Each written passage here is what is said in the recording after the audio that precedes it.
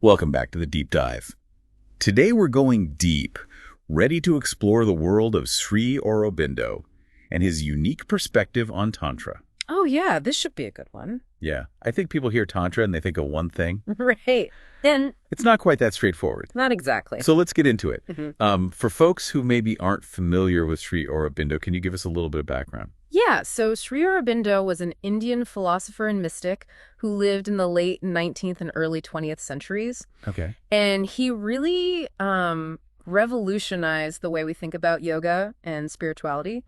He proposed what he called integral yoga, Okay. which basically aims to achieve not just personal enlightenment, but also a positive transformation of the world. Okay, so it's not just about like individual enlightenment, but like actually making a difference. It's about bringing the spiritual into the material. Yeah. Okay, so where does Tantra fit into all of this? That's where it gets really interesting. Sri Aurobindo saw a disconnect in a lot of traditional yogic paths. Oh, how so? They emphasized escaping the world, right? Achieving individual liberation. Okay. But Sri Aurobindo wanted more. He wanted a path that could transform the world itself, not just the individual in it.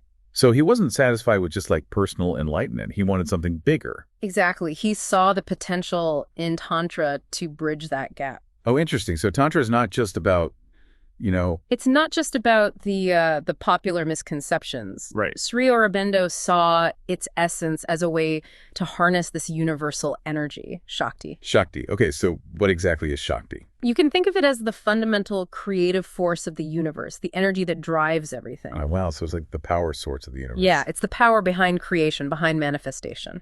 And Sri Aurobindo thought we could tap into this power.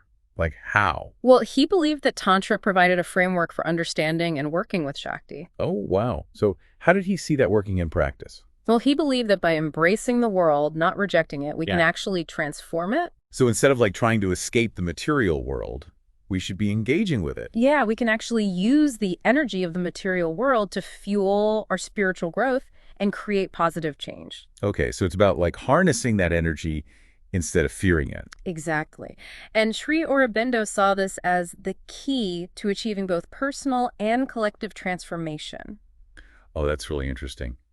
But I think before we dive deeper into how this actually works, we should probably address some of those common misconceptions about Tantra. Absolutely. Yeah. Because I think a lot of people, when they hear the word Tantra, they immediately think of something, Something a little more exotic, right? something a little more, A little more sensationalized. maybe a little more R-rated. Right. But that's not really what we're talking about here, is it? Not in the context of Sri Aurobindo's teachings, no. Right. He saw Tantra as a path of self-discovery and transformation, a way to connect with the divine through the energy of Shakti.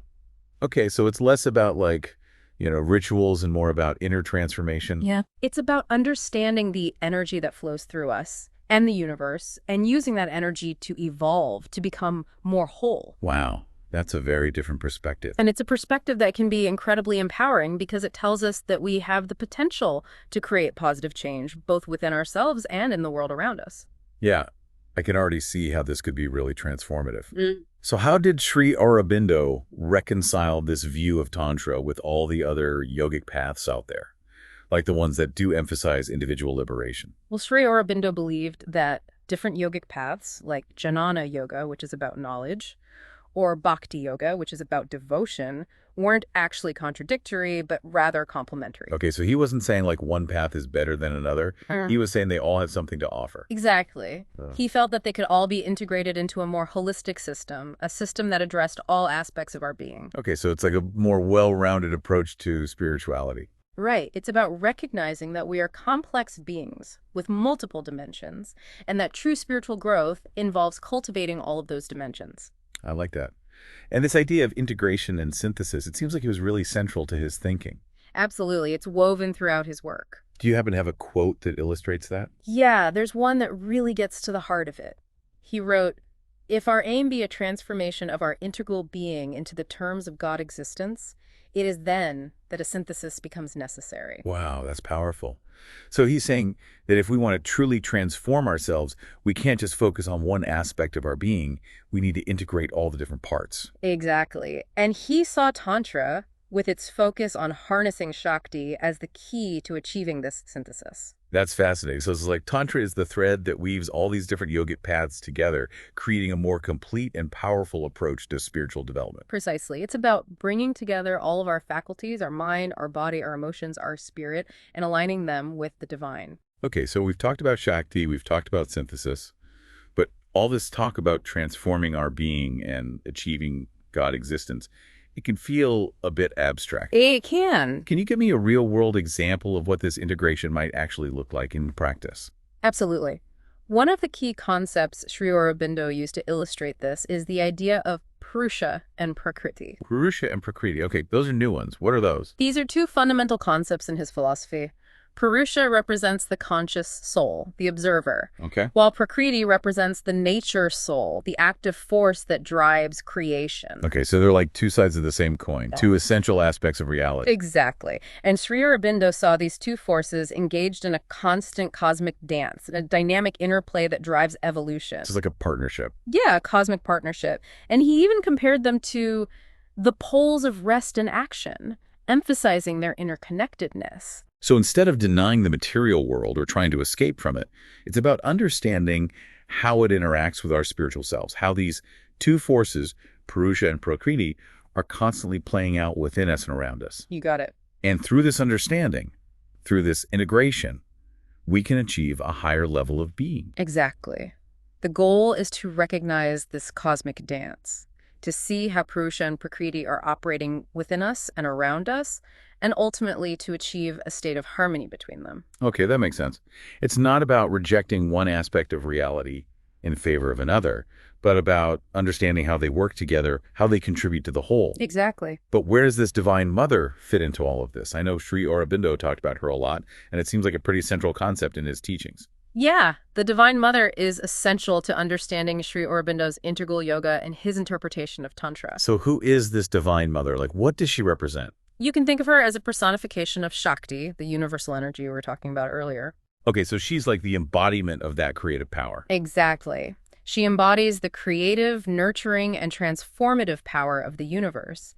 And Sri Aurobindo believed that by connecting with the Divine Mother, by cultivating a deep sense of surrender to her will, individuals could tap into her power and accelerate their spiritual growth.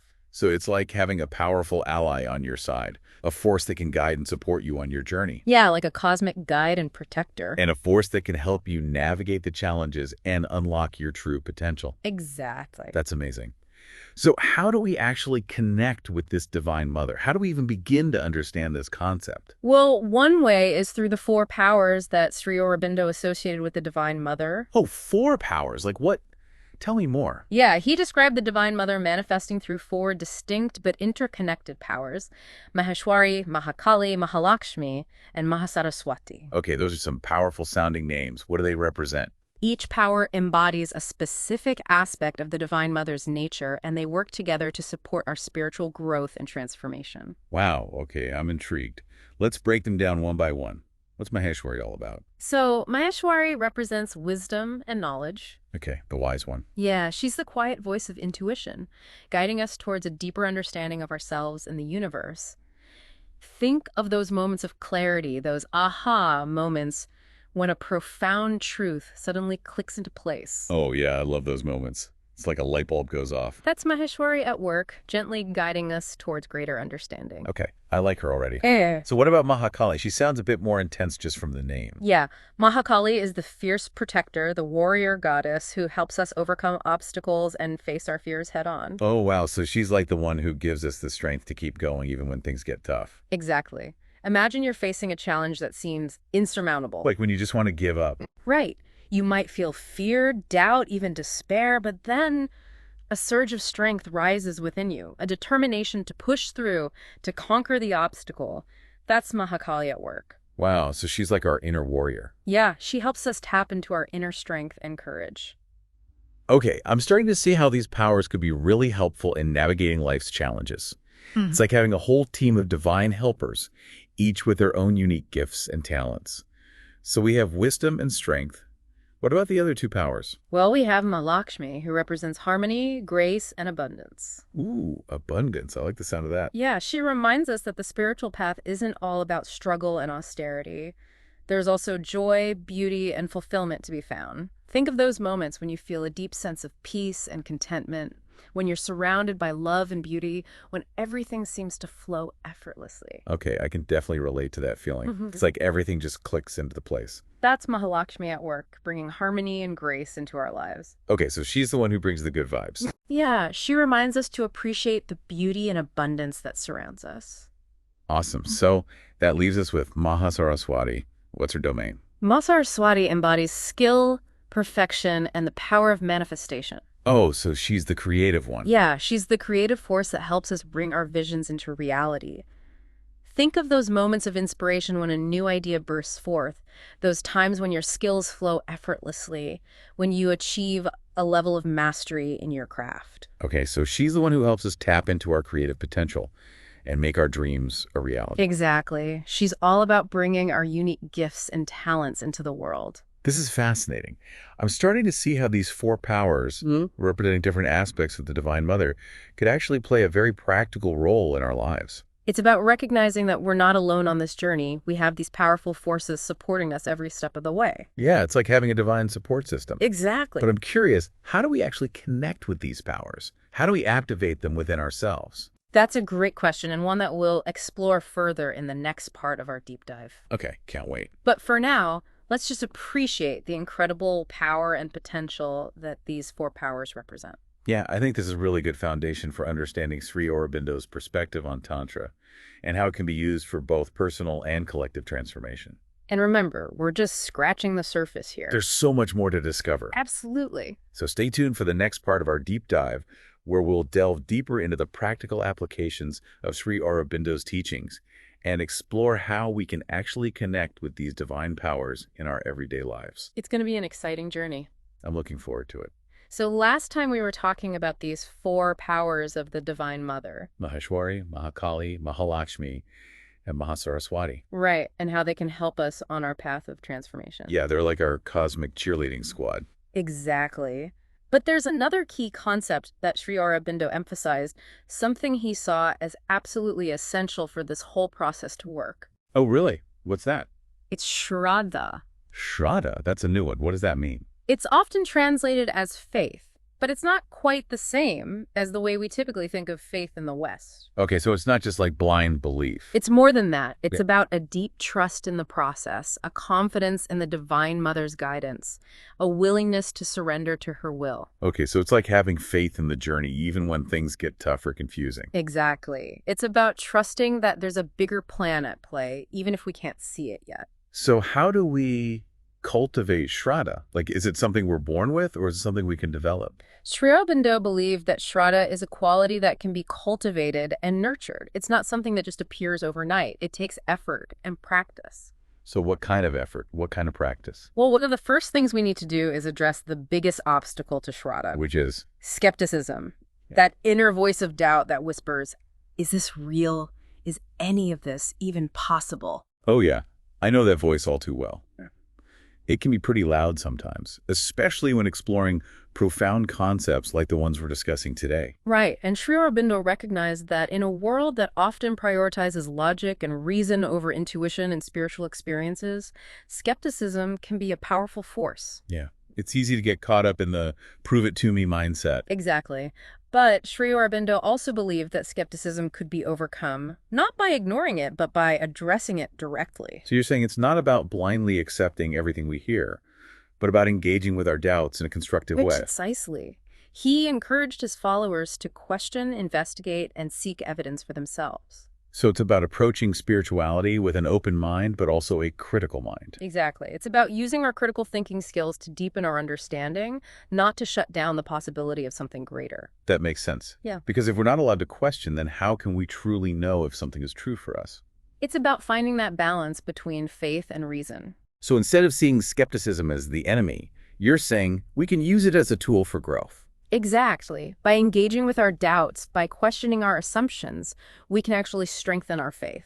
So maybe those skeptical whispers are actually pushing us towards a deeper level of understanding. It's like those whispers are invitations to go deeper, to explore further. Oh, I like that perspective. Yeah, Instead of resisting those doubts, we can welcome them as opportunities for growth. exactly. And remember, the Divine Mother is always there to support us through these challenges. Even when that inner skeptic is screaming. Especially then, Sri Aurobindo saw the Divine Mother as a source of infinite love, wisdom, and power. He taught that by surrendering to her, by trusting in her guidance, we could navigate even the most difficult obstacles on the path. Okay, so we turn to the Divine Mother for support. But this word surrender, it can be a bit tricky, can't it? Some people might hear it and think of weakness or giving up. You're right, it can be a loaded word. But Sri Aurobindo's concept of surrender, it's not about passivity, is it? Not at all. It's about consciously aligning our will with the divine will, about trusting in the wisdom of a power greater than ourselves. Okay, so it's more about letting go of our ego's need to control everything and allowing ourselves to be guided by something larger, something beyond our limited understanding. Exactly. Sri Aurobindo taught that our ego, with its limited perspective and attachment to personal desires, is often the source of our suffering. It's like our ego is trying to hold onto a tiny little raft in the middle of a vast ocean. And by surrendering to the Divine Mother, we let go of that tiny raft and allow ourselves to be carried by the currents of the ocean, trusting that we will be taken where we need to go. Wow, that's a beautiful analogy. So it's about trusting that the Divine Mother has a bigger picture in mind, a plan that we may not fully understand. Precisely. And this act of surrender, it's not a one-time thing. It's an ongoing practice. So it's about bringing that awareness of the Divine Mother into every moment, seeing her hand in everything, recognizing her grace, and responding to life's challenges with trust and acceptance. You got it. It's a fundamental shift in perspective from seeing ourselves as isolated individuals battling to control our destinies to recognizing that we're part of something much larger, something infinitely wise and loving that's always guiding and supporting us. That's a very different way of being in the world. So if we're all connected to this divine source, this infinite wellspring of love and wisdom, surely that must ripple outward and create positive change in the world, right? Absolutely. Sri Aurobindo believed that individual transformation was inextricably linked to collective transformation.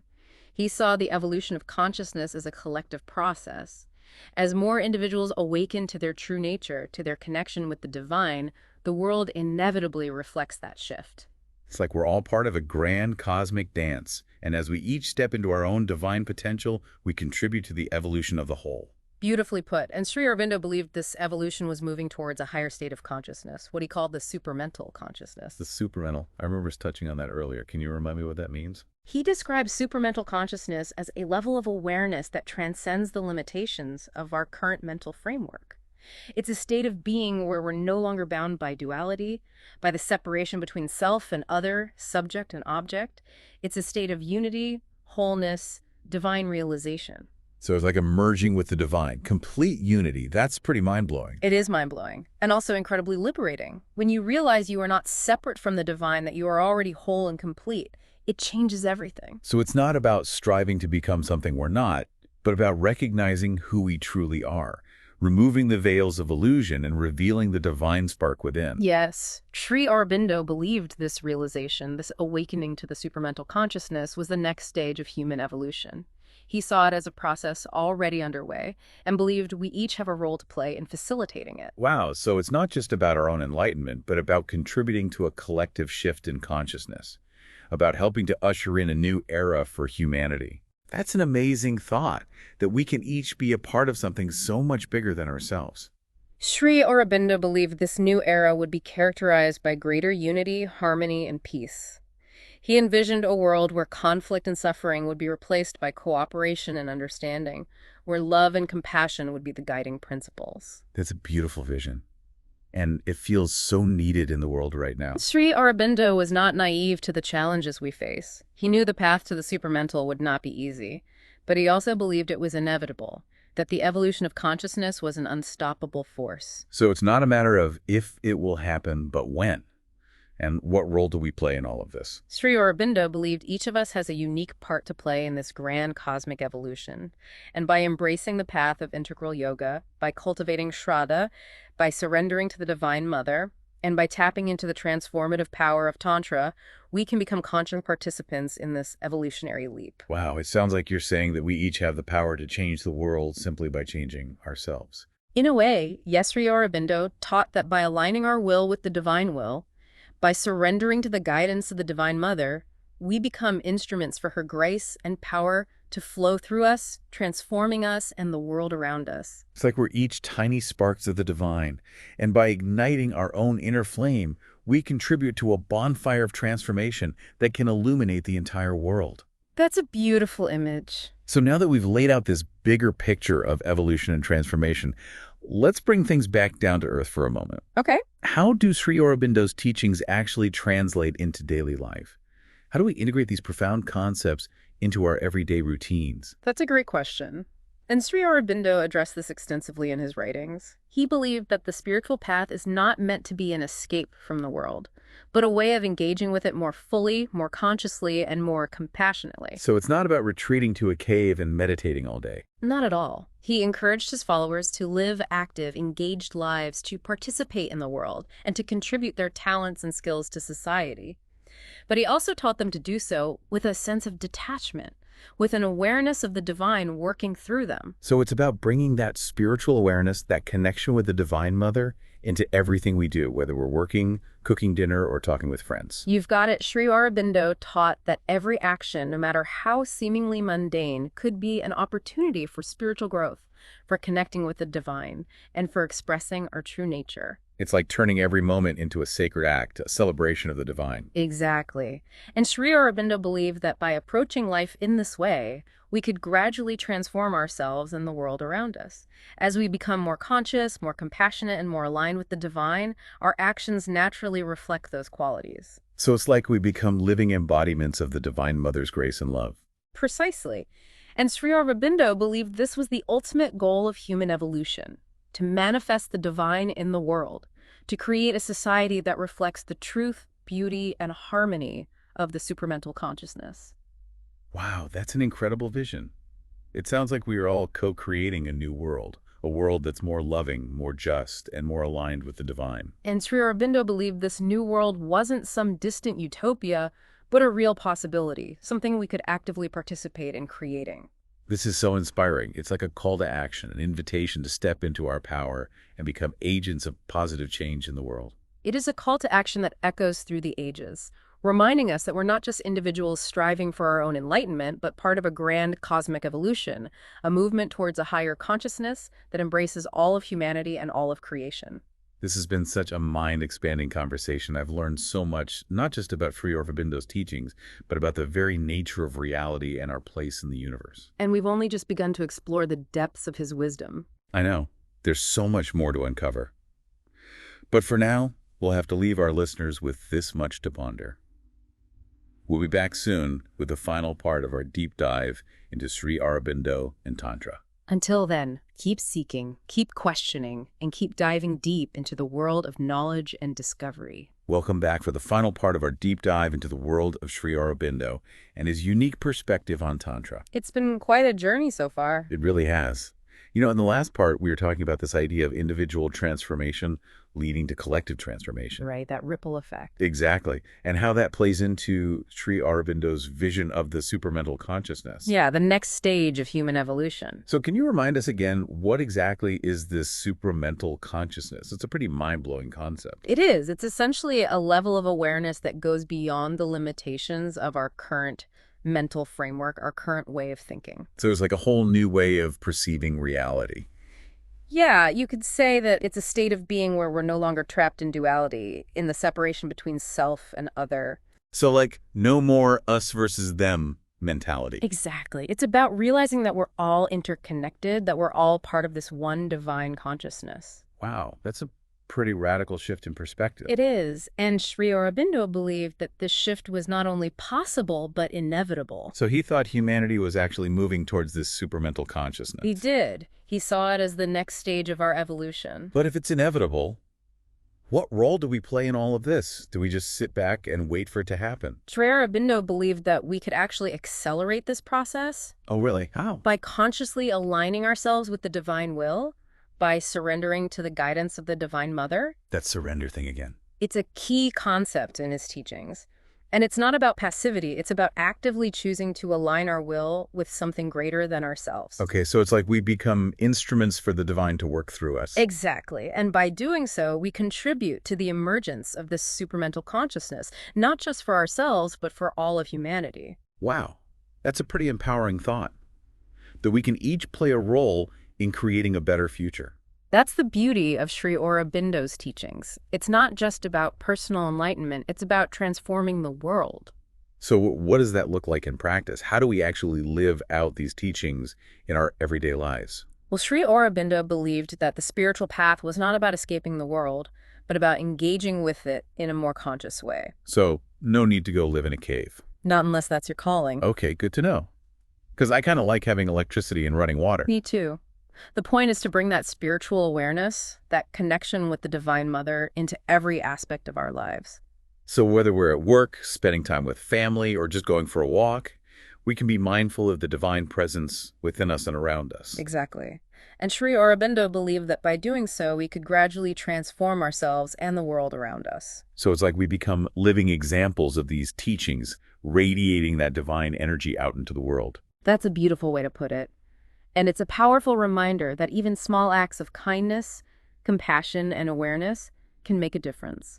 This has been such an incredible deep dive. I feel like I have a whole new perspective on spirituality and on my own potential to create positive change.